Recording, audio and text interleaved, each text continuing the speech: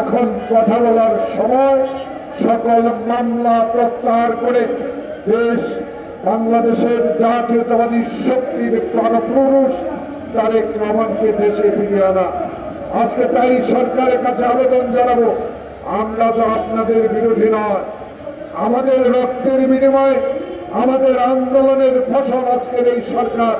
এই সরকারকে আমরা সহযোগিতা করতে চাই, কিন্তু সরকারের কাছে আমাদের দাবিও থাকবে, যেখানে আমরা হাঁটু পানিতে দাঁড়িয়ে রাত কাটিয়েছি, যেখানে আমরা কবরস্থানে ঘুমিয়েছি, আমরা যেখানে মামলা কাঁদিনে এক ডিস্ট্রিক্ট থেকে আরেক ডিস্ট্রিক্টে ঘুরিয়ে বেরিয়েছি, সেখানেও পুলিশ গ্রেপ্তার করেছে, অত্যাচার করেছে, আমাদের মেরুদণ্ড ভেঙে দিয়েছে।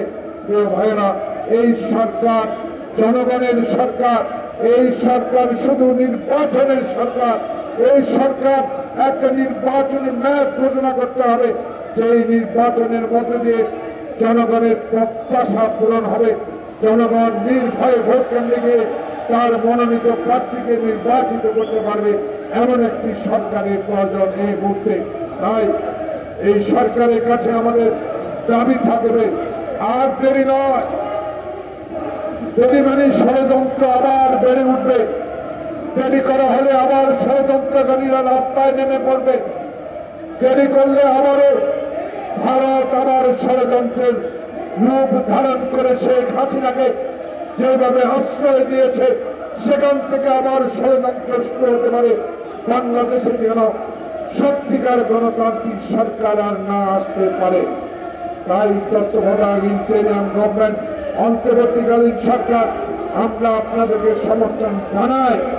এই সমর্থনের অর্থ এই নয় বাংলাদেশে নির্বাচন বিলম্বিত হবে, আমাদের সমস্যার সৃষ্টি হবে, তাই সংস্কার করুন, আমাদের আপত্তি নাই। এমন সংস্কার করবেন না যে সংস্কারের দেশে নির্বাচন দেরি হতে পারে, এমন সংস্কারের প্রয়োজন নাই যে সংস্কার জনপ্রতিনিধিরা করতে পারবে। তাই সরকারের প্রধান ডক্টর ইউনূস, আপনি অনেক কষ্ট স্বীকার করে এই বয়সে বাংলাদেশের 16 কোটি মানুষের দায়িত্ব নিয়েছেন, সেই দায়িত্ব নিয়েছে ছাত্র জনতা, সেই দায়িত্বের অক্ষরে অক্ষরে আপনি পালন করে যাচ্ছেন। আপনার বিরুদ্ধে আমাদের কোনো অভিযোগ নাই, কিন্তু বাংলাদেশের মানুষ বলা শুরু করেছে। 4 মাস হলো এখনো আওয়ামী লীগের প্রেতাত্মারা বিভিন্ন স্থানে বসে আছেন, তারাই ষড়যন্ত্র শুরু করেছে এই সরকারের বিরুদ্ধে। তাই যত সম্ভব, যত তাড়াতাড়ি হয়, বাংলাদেশ জাতীয়তাবাদের ভারপ্রাপ্ত চেয়ারম্যান তারেক রহমান বলেছে, এমন একটি নির্বাচন হোক যে নির্বাচনের মধ্যে দিয়ে জনগণ তার সত্যিকার প্রতিনিধি বাছাই করতে পারে।